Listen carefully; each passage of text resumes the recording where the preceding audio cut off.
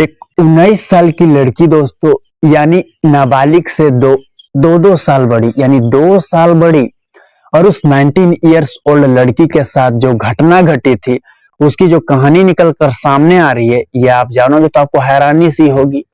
यहाँ रिश्ते की मर्यादा को पार कर देवल गया, और पार करते हुए एक जीजा ने उसके साथ हैवानियत की 2 घटना को अंजाम दी।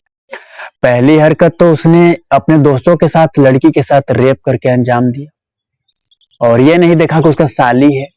यानी पहली हरकत भड़वे चोद वाली उसने की, यानी रेप जैसी घटना को अंजाम दिया।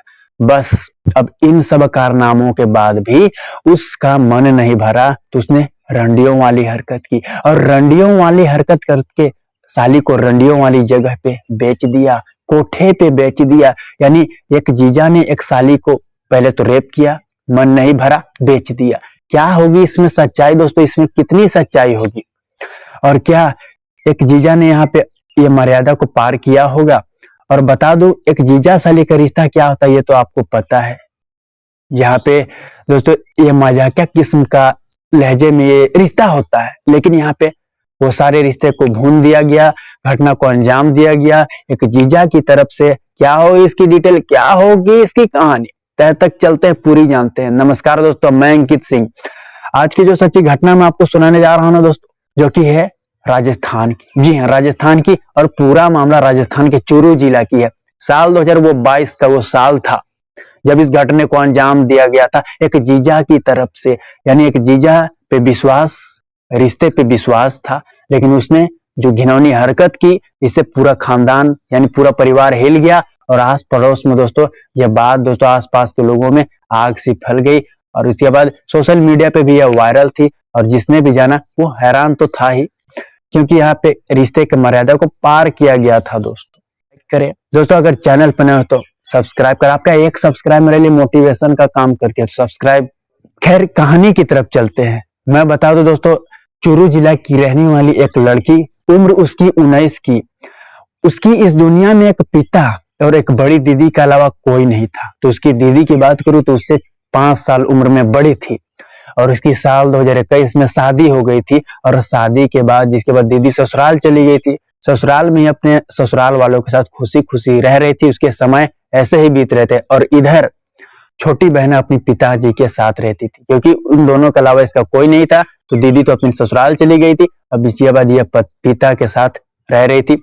समय बीत रहे थे खुशी खुशी, ऐसे ही समय कट रहे थे। पिता जाता सुबह काम करने, और जिसके बाद शाम में आता, तो ऐसे ही समय बीत रहे थे। तो मैं यहाँ बात करूं जनवरी 2022 की। जनवरी 2022 में उसके पिता को दोस्तों किसी कारणवश जेल हो गया था, किसी कारणवश जेल हो गया पिता को। अब यहाँ लड़की जो है वो बोलती है कि मुझे नहीं पता था, मुझे नहीं पता कि मेरे पिता दोषी थे या निर्दोष थे, लेकिन बाद में पिता को जेल हो गया। पिता को जेल जाने के बाद लड़की दुखी सी हो गई, अकेले से पड़ गई, और जिसके बाद दोस्तों उसके अकेले ही वह रह रही थी। अकेले उसके समय बीत रहे थे। कुछ दिन बीते, जब पता चला उसकी दीदी को कि पिता जो जेल में है, तो वह फौरन अपने पति के साथ उसके पास पहुंचती है। जीजा और दीदी जब उसके पास पहुंची तो वो बहुत खुश हुई, और जिसके बाद दोस्तों कुछ घंटे बीतने के बाद दीदी कहती कि तुम अब हमारे साथ चलोगी, और हमारे साथ हमारे घर पर ही रहोगी, और तब तक रहोगी जब तक पिता जेल से छूट नहीं जाते। ये दीदी का कहना था। और दोस्तों इसमें आपको बता दूं, उस जीजा के मन में, वो तो पहले से ही अपनी साली को हवस का शिकार बनाने की सोच लिया था। तो उसने भी कह डाला कि चलो तुम वहां रहोगी, अच्छे से रहोगी, और तुम्हारी दीदी जैसा कर रही है वैसा तुम करो। तो दोनों बड़े की बात मानते हुए लड़की ने डिसाइड किया, और जिसके बाद जाने के लिए तैयार हो गई। लड़की यहाँ पहुंच गई दोस्तों, अपनी यानी अपने दीदी के ससुराल।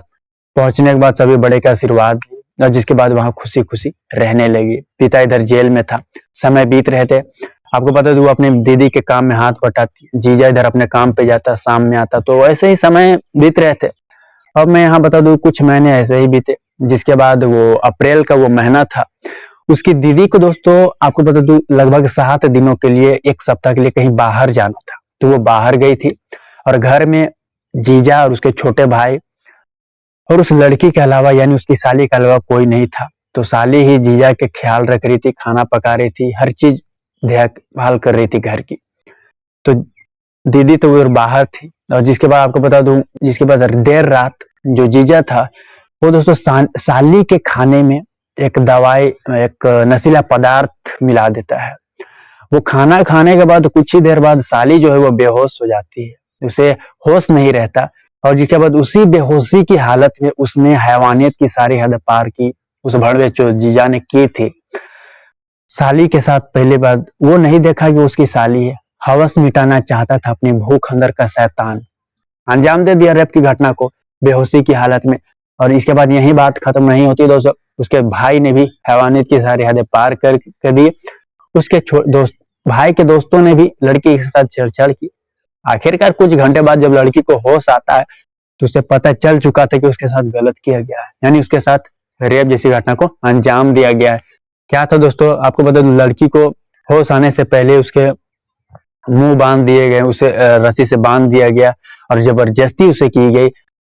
अब इन सब कारनामे के बाद उन लोगों का मन नहीं भरा, तो कलकत्ता के रेड लाइट एरिया में ले गया उसका जीजा, ले गया और वहां बेच दिया चंद पैसों के लिए, और वो पैसों में अयासी कर उड़ा दिया अपने दोस्तों के साथ।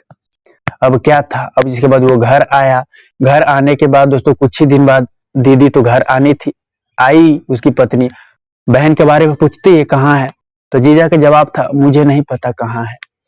मैं उसे रोकने की बहुत कोशिश किया, वो चली गई। अब कहाँ गई मैं नहीं जानता, पति का कहना था। तो वो इसके बाद दोस्तों लड़की, उसकी पत्नी जो है जिसके बाद अपनी पति की बात पे विश्वास करती है।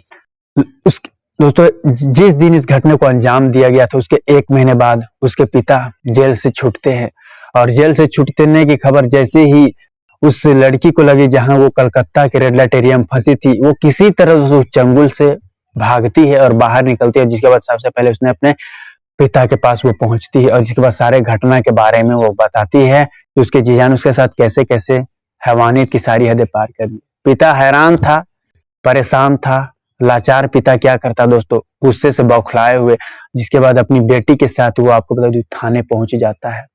यहाँ मैं बता दूं, सबसे पहले जेल से निकलने के बाद उसने सबसे पहले अपनी बड़ी बेटी से कांटेक्ट किया था, जिसके बाद पता चला कि नाबालिग लड़की तो यहाँ है ही नहीं। जिसके बाद दोस्तों आपको बता दूं सारी हकीकत पता चली, यानी नाबालिग लड़की खुद अपने पिता के पास पहुंचती है और कहानी के बारे में उजागर करती है। पिता के साथ थाने पहुंचने के बाद दोस्तों अपने जीजा, उसके भाई और दोस्तों के खिलाफ मुकदमा दर्ज किया। 4-5 ये कुल थे, सभी पे विभिन्न धाराओं में मामला दर्ज किया गया था, जिसके बाद सभी को जहां से जेल भेज दिया गया था। घटना सुनाने का उद्देश्य दोस्तों मुझे किसी को गलत साबित करना नहीं है, किसी को ठेस पहुंचाना नहीं है। मैं ये बताना चाहता हूँ, जागरूक करना चाहता हूँ लोगों को कि दुनिया में कैसे कैसे रिश्ते को खत्म कर देने वाली घटना होती है। अब यहाँ पे देखिए ना कि जीजा ने अपनी साली के साथ ही ऐसे हरकत, ऐसे बहुत सारे घटने हैं, लेकिन इस घटने को आप किस तरह देखते हैं? ऐसे लोगों को कैसी सजा होनी चाहिए दोस्तों, आप अपनी राय जरूर दें। और आप वीडियो कहाँ से देख रहे हैं ये बात भी आप कमेंट बॉक्स में डालें। तो विश्वास के जरिए जीजा साली का रिश्ता होता है, लेकिन यहाँ पे कुछ अजीब सा था दोस्तों। फिलहाल के लिए इतना ही। इस क्राइम की सीरीज में अगली सच्ची घटना के साथ फिर मुलाकात होगी। जय हिंद, जय भारत।